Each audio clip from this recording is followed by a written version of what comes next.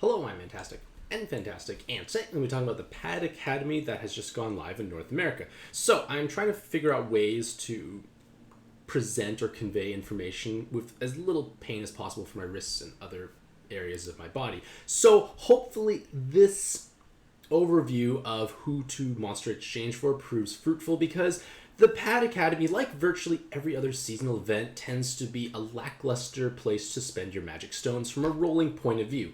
And despite the fact that there are weapon assists now for every single card in this event, there is just not enough value to justify rolling, because even though they have weapon assists, you are most likely going to either replace them immediately if you had none whatsoever to begin with, or if you have a reasonably well developed monster box, they're probably not going to offer much value to yourself overall.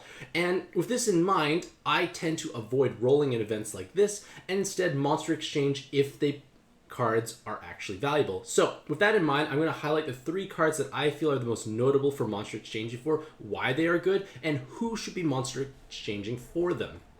So, as I mentioned, for this event, you can monster exchange for any of the 8 or 9-star cards, and it's a reasonably inexpensive trade if you go for the 8-star cards overall. All the cards do have weapon assists, but they're not that great, especially towards the bottom rarity.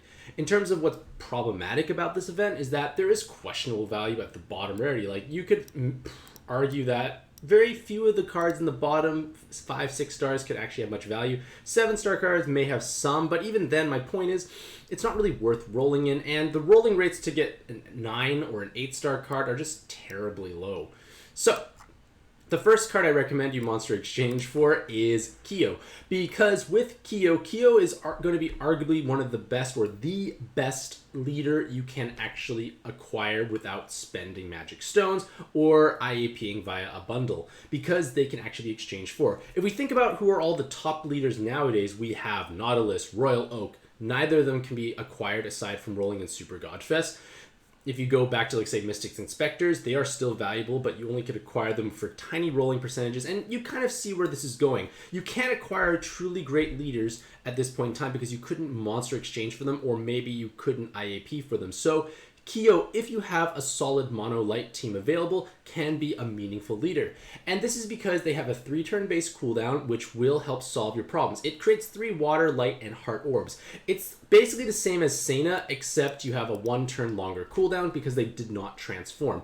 This does put some constraints on your team, because with only 2 Kyos, you don't have 100% uptime on your active skill, which means you may be in jeopardy of not having water and light orbs. To counteract this, you could have a duplicate, but that is an incredibly expensive venture to trading twice would be terribly expensive. So what you could do to offset this is abusing the fact that they have a low base cooldown and utilizing someone with 7x6 such as Fasca or Light Sophie. Basically, enter the dungeon with those 7x6 leaders and swap into Kyo reasonably fast. Because of an 18-turn inherit, you can swap with 21 turns, which is quite doable. And there's also a good chance the 7x6 of Fasca or Sophie might just be enough to tank 1 or 2 hits. Either way, I feel like 7x6 is going to be the way to truly make Kyo shine, especially if you don't have duplicates, because you are then able to leverage the larger board, which in turn makes it much easier.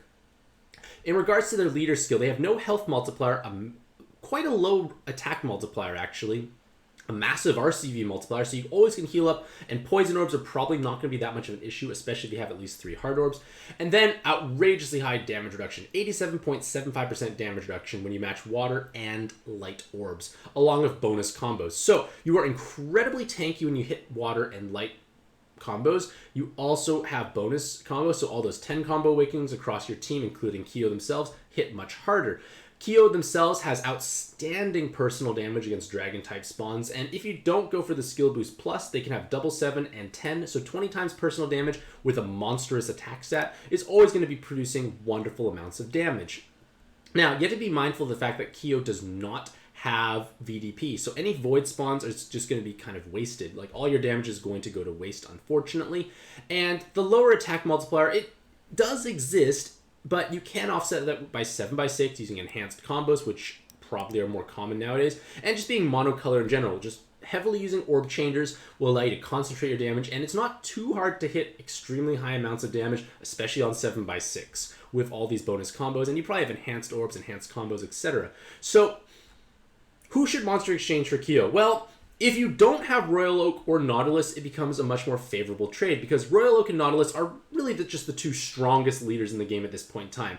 And the idea of monster exchanging is you give yourself a card that will help you advance your level of progress. So if you had Royal Oak or Nautilus, it's probably not necessary, assuming you can build a reasonably competent team. They're probably going to take you just as far, if not further. So if you don't have these cards and you don't have any truly great leader at this point in time, Kyo becomes much more appealing because, like I mentioned, you can actually acquire them without spending stones or IAPing, unlike virtually every other leader prior to this. So it does give you that chance, especially if you do have a monolite box available. Now, with that being said, on the JP tier list, they do rate Kyo outstandingly high. They think it's one of the best leaders in the game, and that's partially because they do have JP exclusive cards that we just don't have access to, most notably Marvel collab. We just don't have those cards, which tend to fill a lot of holes in a monster box or in this given team that are just terribly difficult to replicate otherwise. So it's not to say that Kyo is bad or weak by any means. It's just that they are not going to be as amazing unless we do get Marvel and other various JP exclusives. But still, they are a wonderfully strong leader, and they can definitely clear, I'd say, all level of content. The next notable card you should be considering to monster exchange for is Valeria. And Valeria has 6 skill boosts, or 7, but you probably really just want to go for the 6 skill boost because you can get a VDP instead. So you have 6 skill boost, super poison resist, 777 combo, and a VDP with a pretty large attack stat. This makes Valeria quite invaluable because you can greatly ease the needs of transforming. She could greatly abuse the double damage cap latent because her personal damage is going to be quite high, especially on Nautilus-based teams. And even her active skill is helpful. It's an 8-turn cooldown, which is not terribly long nor terribly fast, but it provides you with an RCV and a movement time buff, which is helpful, and a full board reshuffle, or replacing all orbs. That means your given board will be removed, and then a whole new board just falls down. That new board that falls down can trigger Skyfalls, and it can also, which in turn lets you charge up actives, but it also is a way for you to remove, say, a problematic board. Let's say the board was locked, and your unlocker wasn't available. Valeria solves that. Let's say your board is full poison because of Oku and SR2. Well, Valeria solves that. Point of the matter is, it's a useful active skill, and it comes with amazing awakenings, great attack stat, great personal damage. It's going to be hard to replicate everything that Valeria does, but in my opinion, the biggest drawback is, well, A, it's an expensive trade, and B, her color technically overlaps with Alnia, who is available from Sacred Relic, and like, the color overlap is probably not that detrimental because there is enough space to make it work. But the point is, like, it's an expensive trade. And if you got Alnia, you may not have trade fodder for Valeria. And if I had to pick one of the two, I would pick the Cleric over Valeria. Valeria is great. She is fantastic. But if you use things like Susanoo, Nir's Artemis, Juron, like, they're obviously not as strong, but they can at least close the gap to a certain extent. Like, Valeria is the best of those options, but you can get by. Whereas Alnia is infinitely better compared to any other mono wood cleric. Like, it's not even a close contest. So if you have limited trade fodder and you did dump it all into Sacred Relic, well, it's not the end of the world. But at the same time, if you have trade fodder, Valeria is going to be a wonderful inclusion to your team. So who should monster exchange for? Not Kyo, I have a typo there, Valeria. Well, players who own Nautilus should be considering this because Nautilus is arguably the best leader in the game. Valeria, along with Alnia and Celica, are just the best wood subs, and probably SR Freya, whatever, the wood girl there. Those 4 subs tend to be the core team for Nautilus, and if you have most of those, and you have Nautilus, well, it's just a beautiful thing to trade and acquire because she's going to be somewhat irreplaceable in a sense because, like, she's just going to do the job better than Artemis, Susanoo, or Juron. And moving forward, it's going to be unlikely that Valeria will be power creeped out because A, she's a top rarity seasonal, which Gung-Ho loves to keep buffing, and B, 6 skill boost, massive personal damage, poison resist, and a useful active skill. It's just going to have long staying power unless the meta drastically shifts in a completely different direction. But at the same time, if you don't have Nautilus, it's kind of a big gamble to try and exchange for her because you may never get Nautilus and you may never be able to fully leverage her true value. For the last card you should consider monster exchanging for, it should say Orochi down here as well. I like copy pasting, but it's going to be Orochi because of their weapon assist. With their weapon assist, they have 5 effective skill boosts. They have a skill boost naturally, and then 20% blind and jammer, which is nice, along with a 4-turn delay. So you inherit this onto someone like, say, Kyo, who has a low base cooldown. 3 plus 15 equals 18. If you have 18 skill boosts on your team, you can utilize this delay, which is 4 turns of safety. You can charge up active skills, you can transform, you can do whatever you need to do in this given time frame. And it's just one of the best inherits you can have possible, because delays have now become one of the more valuable aspects, especially at the beginning of a dungeon. With that being said, this weapon assist has almost identical overlap with Shelling Forward. They do have different resists, and Shelling Forward does produce orbs, but the orbs generated are irrelevant because you're stalling with the delay anyways. But with that being said, Shelling Forward has 1 skill boost and 4 turns of delay as well. So if you have Shelling Forward, there is much less need to acquire Orochi. But maybe you can argue, well, if I use Mono Dark, I get the stat transfer. It's a pretty big health stat and a big attack stat. Sure. But the point of the matter is, it's less unique if you already have red Shelling Forward already. But at the same time, maybe you have lots of trade fodder, because unlike Valyria and Kyo, Viper Orochi's Academy Orochi only requires 4 6-star Godfest exclusives, not 5 7-stars. So the cost to trade for Orochi is incredibly low by comparison.